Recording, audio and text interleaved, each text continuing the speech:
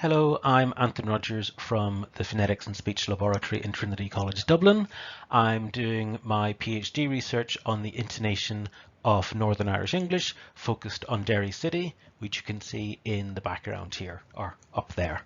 So in order to facilitate my research, I have developed a prep plugin, which I've called Kmax, which helps estimate, analyze, and evaluate tonal targets. And that is what I'm going to talk to you about today.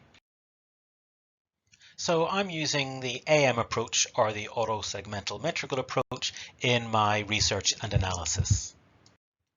Within AM, intonation is conceptualized as a sequence of underlying tonal primitives which can be either high or low. And this string of tonal primitives is then associated with landmarks in the segmental string. And we're probably familiar with the labeling system which is used to show that, where the stars identify stressed syllables with which tonal primitives are associated. So this is a very highly abstract tonal sequence. However, it is of course realized in the F0 contour itself, and tonal targets have been identified in terms of F0 maxima and minima in the contour, or alternatively elbows, are these kind of points where the contour changes noticeably, changes its trajectory noticeably, have also been used to identify tonal targets. I'll now describe the kind of key principles and aims that guided me in the development of the plugin. So first of all, I just wanted to keep it simple. I wanted to have a plugin which required no other downloads beyond the plugin itself and Pratt. I wanted to be able to account for the complexity of the contour. As we know, contours themselves, F0 contours in reality are quite messy things, and I wanted to permit a phonological analysis without ignoring this kind of detail in the contour which may actually be important. So for example here, where exactly is the H? So that is an important second principle. And the third principle, of course, was to be systematic. In other words, I wanted to develop a system that was transparent in how it worked and was reproducible if anyone wanted to check my analysis or use the same approach for their own analysis. So how did I go about quantifying tonal targets? I did this by exploring the concept of turning points and using the second time derivative of F0 to estimate their timing.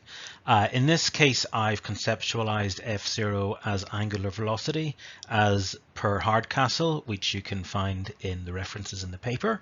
So here we have our F0 contour. If we consider F0 as velocity, then its first derivative, or the rate of change of velocity, is therefore acceleration. And the rate of change of acceleration, in this case, is the second time derivative of F0.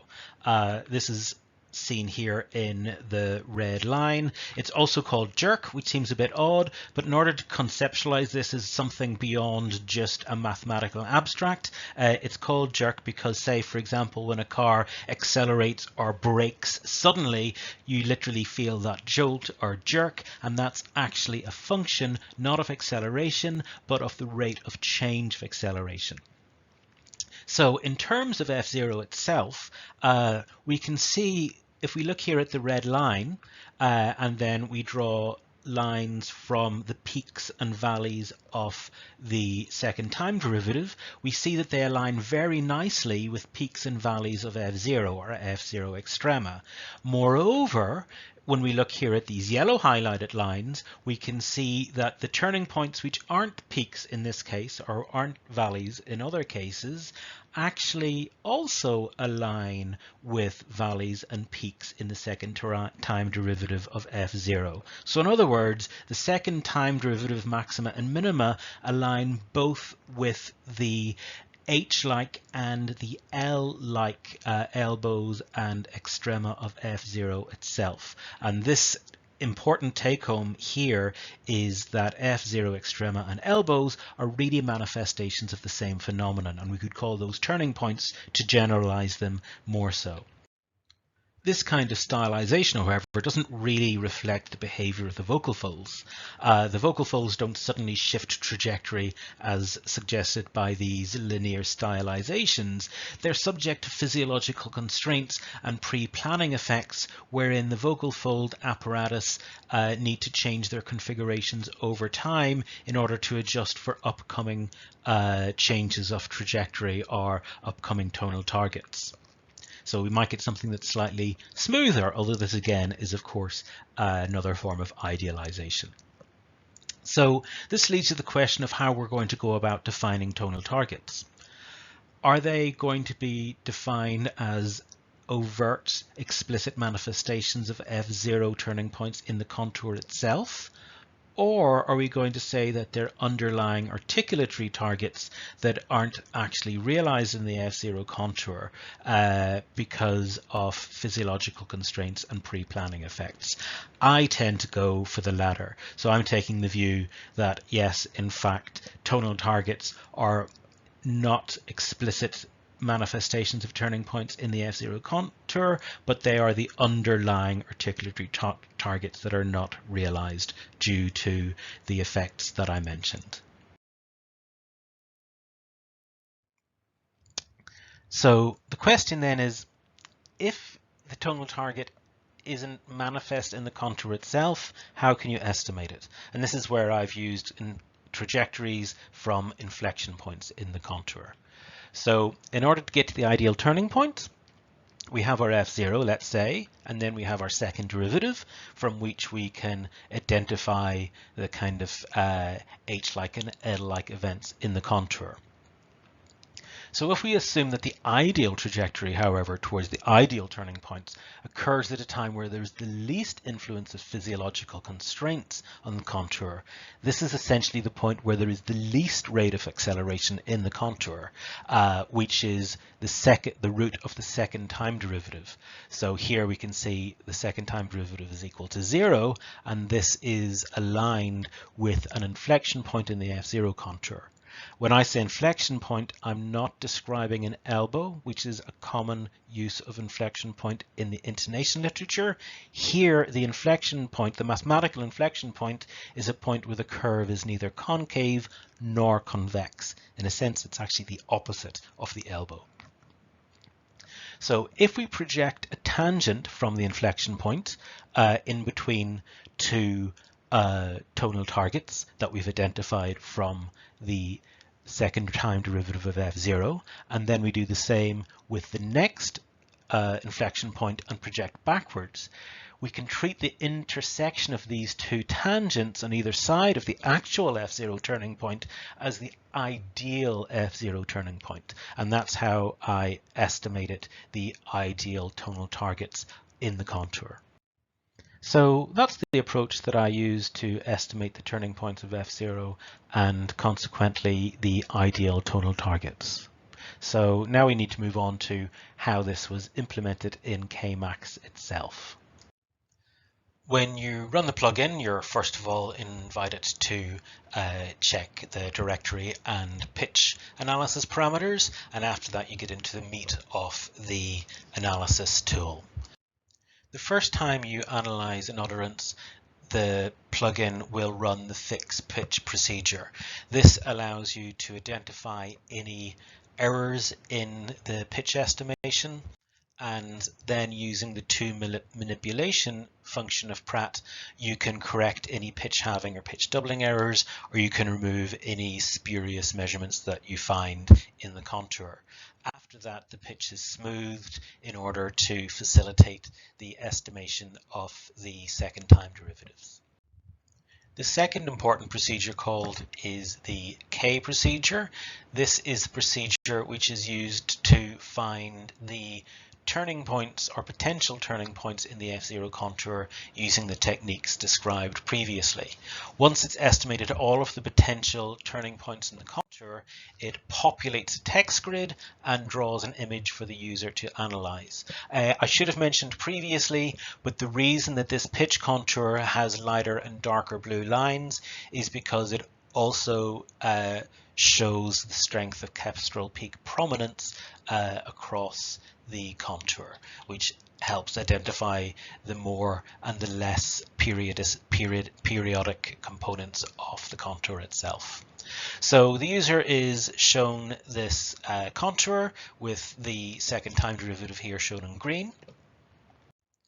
And then the main UI procedure brings up a text grid which shows the L's and H-like turning points that were identified by the K procedure. There will likely be more turning points than the user would consider salient or relevant or useful. So there are too many here. So the user will then use a separate annotation tier to annotate only those time points which the user identifies as being salient. So it's not a completely automatic system. There is a user intervention as well. And here is an example of how I chose to label this particular contour. It doesn't matter what system you use, as long as you label it so that the script knows that these are the turning points that you consider salient. Once you're happy with your annotation, you choose to process the script. The script then calls the idealize procedure, which exploits the inflection points as described above to estimate ideal trajectories and thus ideal turning points in the contour, from which it generates an idealized contour, which is then smoothed using the Pratt smooth function to simulate physiological constraints. It's worth pointing out that the idealized function also handles multiple inflection points between user-specified turning points, and it can also handle cases where there aren't any inflection points between the turning points that the user has specified. If there are any residual errors in the estimation, the user is actually warned of these and encouraged to check and correct any errors that have occurred. Once this is done, this image is updated, the parameter data is saved to a file, the image is then redrawn, but this time it also shows the idealized smooth contour and the locations of the ideal tonal targets. The user can analyze this to decide if it's accurate or not, and if it's not accurate, they can re-smooth the contour or change the choices of tonal target and so on.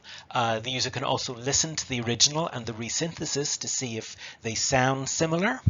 Hello and welcome. So that was the original, and then compared with the resynthesis. Hello and welcome.